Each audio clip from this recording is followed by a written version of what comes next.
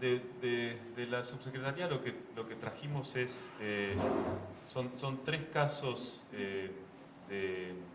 específicos, digamos, tres urbanizaciones que tienen que ver con el desarrollo de inclusión de vivienda social, de una parte de ellas bueno, en multiplicar vivienda social, y que tiene que ver también con tres puntos de cómo se administra, o cada una de ellas tiene su particularidad de cómo incentivar oferta de suelo y de cómo administrar el suelo. Dentro de ese marco es que están incluidos estos tres proyectos específicos, son tres modelos que tienen su tinte de particularidad cada uno. Ayer veíamos un poco cómo, bueno, esto de los 3,5 millones de habitantes o 3 millones que entran a diario en Buenos Aires, un poco ahí, digamos, de dónde están las tensiones, de dónde acceden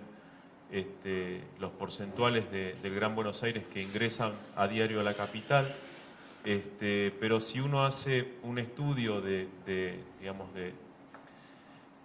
cuántos de ellos, si tuvieran el deseo de habitar en el suelo de la Ciudad de Buenos Aires, el 20% de los que ingresan a diario tendrían la posibilidad de alquilar un departamento en el territorio, con lo cual, digamos, después, obviamente, en decreciente aparece el que podría comprar una propiedad y así sucesivamente, con lo cual se achica la brecha muchísimo. Bueno, Buenos Aires tiene costos altísimos en suelo y en propiedad, con lo cual digamos, es un tema a estudiar, el cómo ser atractivos y cómo, digamos, cómo aumentar esa población que está estable, como decíamos, hace 40 años.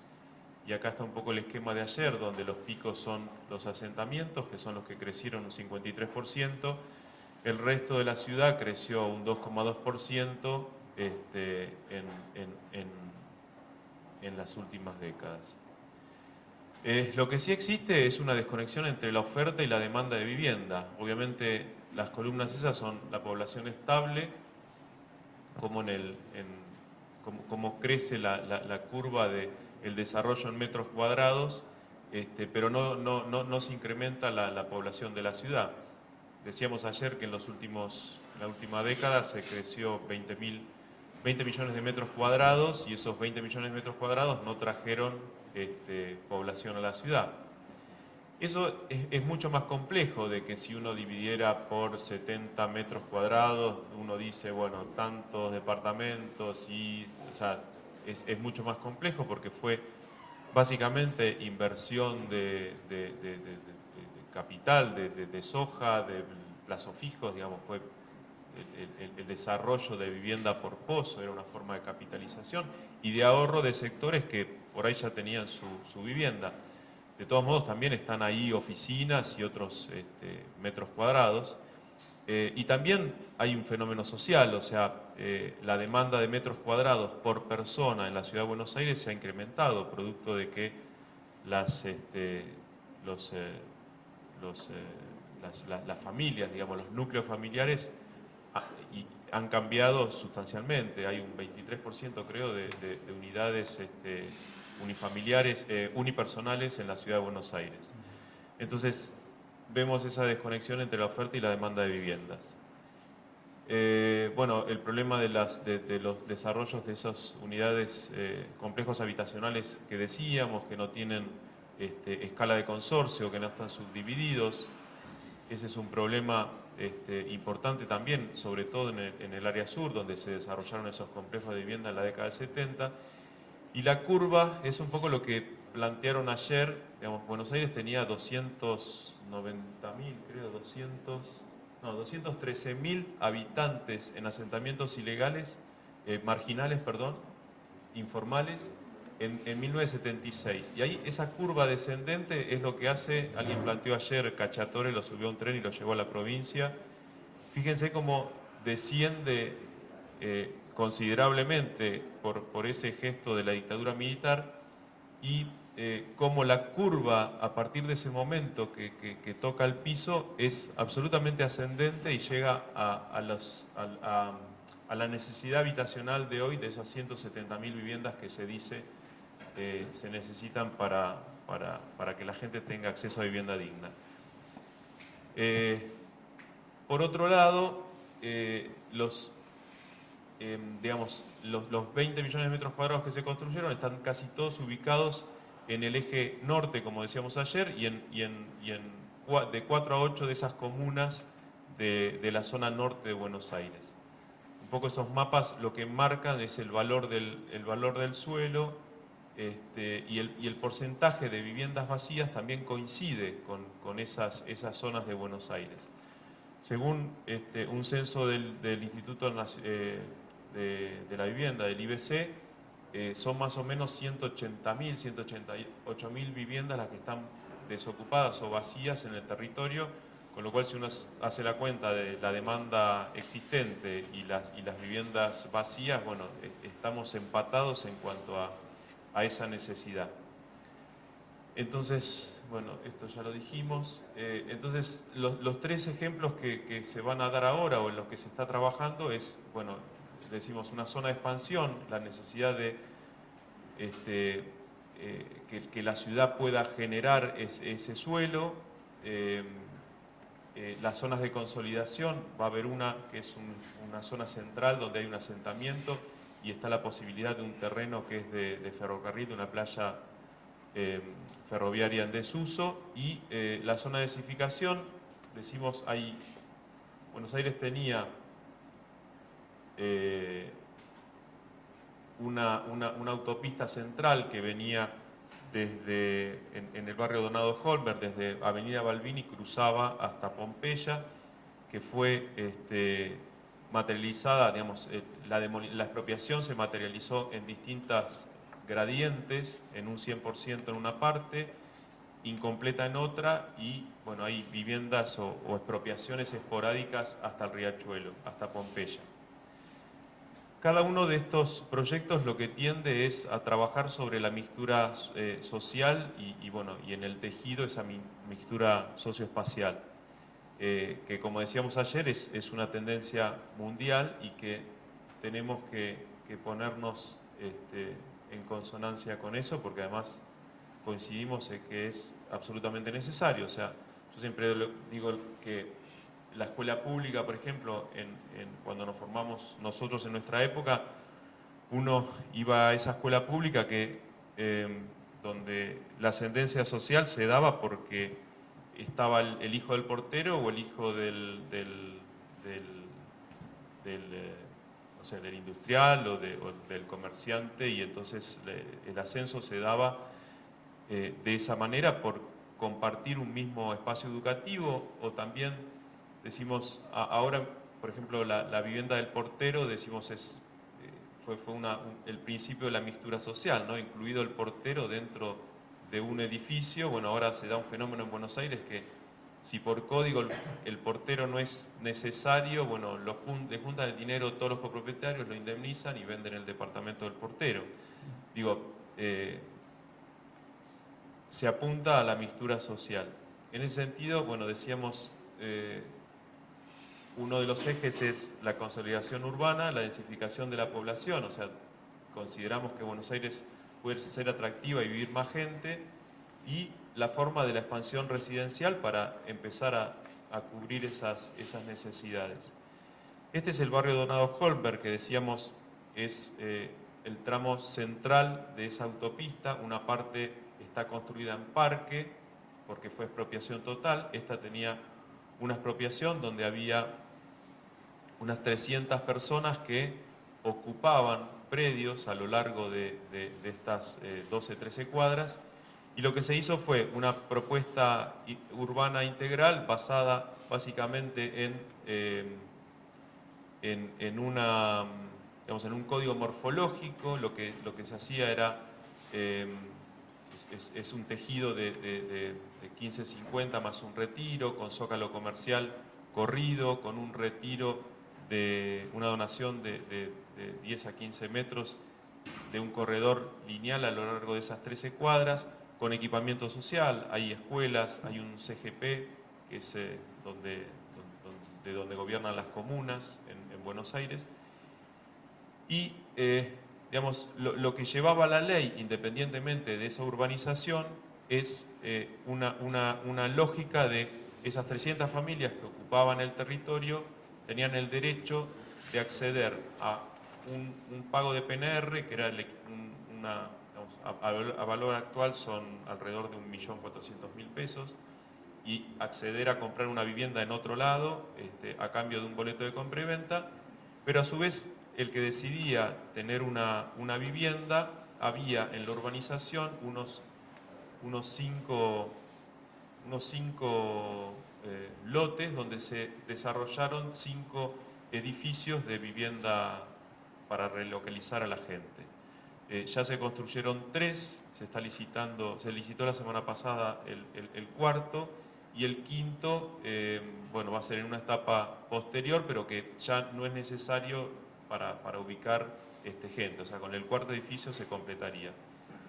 Entonces, la ley, por intermedio del bono o de la construcción de estos edificios que están integrados en ese ejido urbano, o sea, no es que el edificio se hizo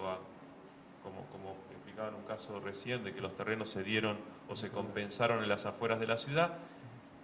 Las viviendas de esas personas están integradas dentro del tejido como un edificio más dentro de ese completamiento de las 13 cuadras. Bueno, tiene un parque central de 400 metros que desarrolló Clorindo Testa, y esa es más o menos la imagen del barrio que está, digamos, en el manejo del territorio. Con la subasta de los terrenos se construía la infraestructura, el equipamiento y las viviendas sociales. Esos edificios de la escuela, el CGP, se construyeron también 2 pasos bajo nivel porque la urbanización está partida al medio por un ferrocarril, y entonces falta más o menos un 23% de terrenos por subastar, y esas 2 viviendas que dijimos hace un rato.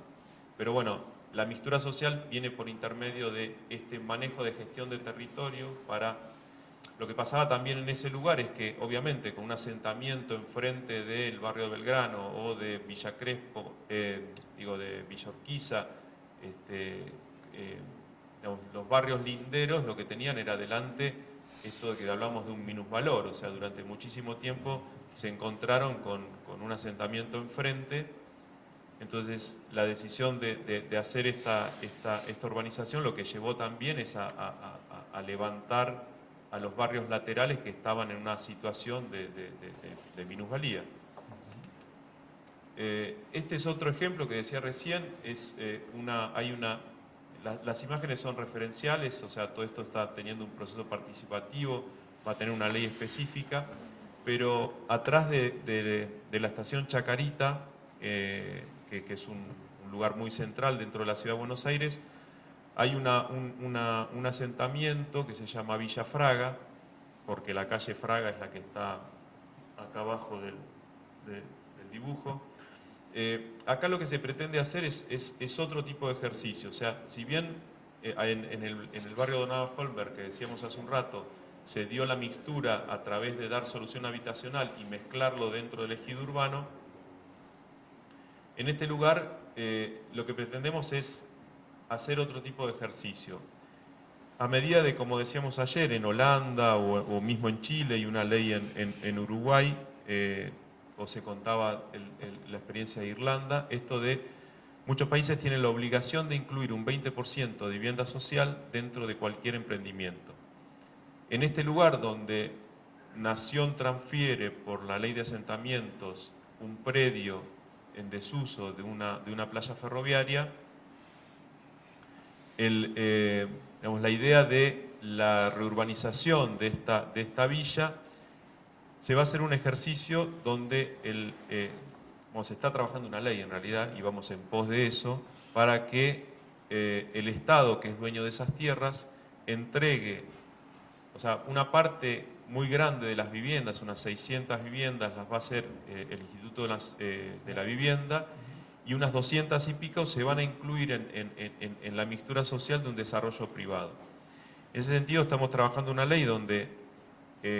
si el Estado entrega el suelo, bueno, el cálculo del 20% de lo que vale el suelo se transforma en vivienda social y el privado entrega ese 20% en vivienda social, que son unas 250, creo, más o menos calculado en la urbanización. De esta manera, la mixtura social se va a dar un poco más desde el punto de vista de una integración de la villa en el lugar. Se calcula que un 20 o un 30% va a quedar urbanizada en el lugar, otro tanto va a acceder a las nuevas viviendas del instituto y otro tanto va a ser relocalizada en esa vivienda que entregue el privado como parte del desarrollo por el valor del suelo. También hay otras, otras variantes que estamos estudiando en función a las experiencias de Chile, donde, por ejemplo, esos bonos que se entregaban, que puede entregar el instituto a cambio de alguien que está sentado, bueno, se le da ese 1.400.000 pesos para irse a buscar una vivienda, que ese bono pueda captarlo el privado hasta un 20% y desarrollar un emprendimiento. O sea, usar eso, en Chile hay, lo que tienen ellos es, los empresarios captan esos bonos y tienen un tope del 20% para incluir en vivienda social en los emprendimientos. Esos bonos equivalen en Chile a unos $50.000, que son más o menos unos 50 metros de vivienda, y esa es la parte que entrega. Evidentemente también hay otros modelos como el de Uruguay, que hay exenciones impositivas. También la ley, digamos, tendría 3 columnas, una por el valor de devolución de vivienda social por el valor del suelo, la otra en función a esta captación de bonos, y la tercer pata tiene que ver más o menos con lo que trabaja la ley uruguaya, que es con exenciones impositivas. O sea, derechos de construcción, ingresos brutos, escrituras, ABL por el tiempo de la construcción y todo esto. Bueno, las imágenes son referenciales, estos son un poco los números que decíamos recién, para llegar a lo que las experiencias mundiales dicen, que entre un 40 y un 60% de mixtura social es la condición ideal para que funcionen ese tipo de barrios con mixtura. Obviamente las mixturas, en este caso, es un asentamiento, es una villa, pero en otros lugares hay otro tipo de mixturas, como etnias, religiones, y otra serie de inconvenientes que se encuentran en otras sociedades. El tercer caso, y este sí va en función digamos, a que el Estado sale con suelo a competir y a ofertar. Buenos Aires va a ser en el 2018 sede de los Juegos Olímpicos Juveniles. Y en ese sentido había que reubicar la Villa Olímpica, que son unos 5.000 atletas, son bueno, 5.000 atletas, son 5.000 dormitorios, más los entrenadores y todo eso, son alrededor de 7.000 dormitorios que se necesitaban, donde va a funcionar la Villa Olímpica. Enfrente, en el ángulo superior derecho, se va a asentar el campus olímpico, que es todo el lugar donde se desarrollan los deportes, pero en la Villa Olímpica es donde se alojan los atletas, básicamente. Entonces lo que se pensó es, en el área sur de la ciudad, en lo que era en algún momento un parque de diversiones, que es un E4, digamos, es un área de equipamiento. Se pensó ubicar ahí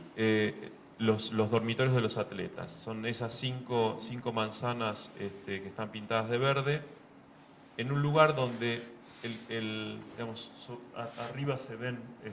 todos los edificios de Soldati que veíamos recién en la presentación en cuanto a todas estas viviendas del movimiento moderno que dejaron pisando las áreas verdes, un tejido consolidado, alrededor de 50 hectáreas que van a quedar como parque público. Esta ley se vota por segunda lectura mañana y también tiene incluida una serie de temas que rápidamente voy a explicar. Esos 5.000 a 7.000 dormitorios de atletas van a estar convertidos en viviendas de 2 y 3 dormitorios,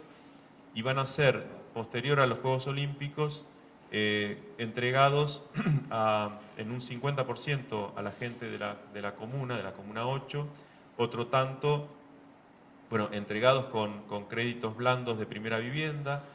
Se va a ensayar por primera vez en la Ciudad de Buenos Aires el alquiler por leasing, o sea, el alquiler con opción a compra, y un 10% de esas 1.700 viviendas van a terminar siendo transformadas esos dormitorios, que además fueron concursos públicos, o sea, son 31 edificios que fueron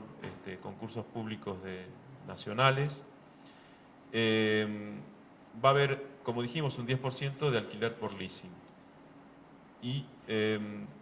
lo que tiene de característica la urbanización es que,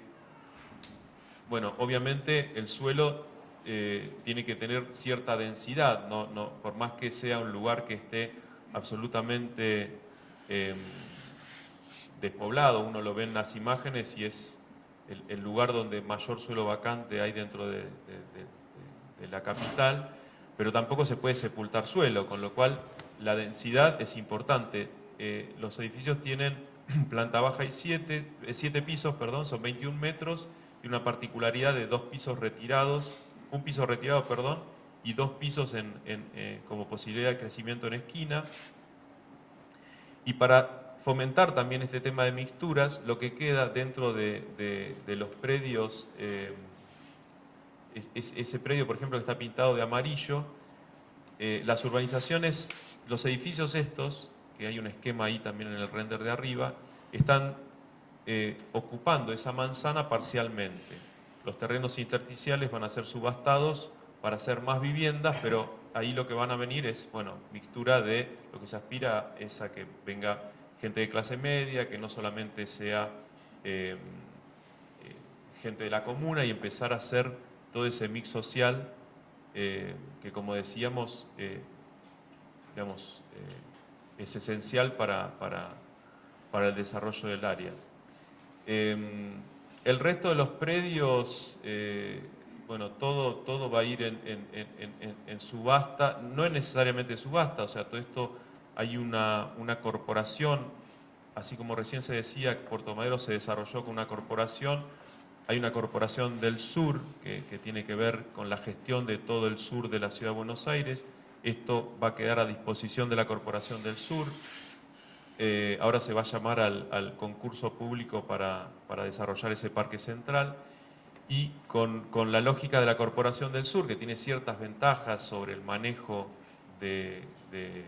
la urbanización, como lo tuvo la Corporación Puerto Madero, se va a hacer la gestión de urbanización en cuanto a tendidos de infraestructura, aperturas de calles, sumideros, iluminación, parques, veredas, y lo que se está viendo es, bueno, la lógica de la subasta de todas estas tierras para empezar a desarrollar un modelo de gestión urbanística. Obviamente, como toda urbanización, tiene, bueno, el Hospital Cecilia Gerson, hay escuelas, hay equipamiento, la mixtura no es solo social, sino que tiene que ver con mixtura de usos, o sea, es un fragmento de ciudad donde va a tener demanda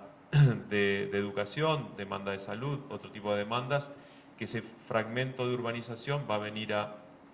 contemplarlas internamente, pero también empezar a contemplar en la necesidad de lo que tiene que ver con la comuna. Quería mostrar esos 3 ejemplos en lo que se va hacia, en cierta forma, el Estado manejando suelo vacante en el caso anterior de una infraestructura obsoleta que era una playa ferroviaria, en este caso una excusa que son los Juegos Olímpicos y empezar a consolidar un área de la ciudad que está absolutamente disgregada con Lugano 1 y 2, con todas estas intervenciones que decíamos ayer de esa ciudad que generaba vivienda social con los principios del movimiento moderno. Bueno, y el primer caso, el de la ex autopista, que quedó fragmentada la ciudad bueno, y hubo que generar ese tipo de desarrollos para integrarlas nuevamente a la ciudad, con un modelo de gestión del territorio y de la gente que estaba en el lugar ocupando, relocalizándolas en el mismo lugar.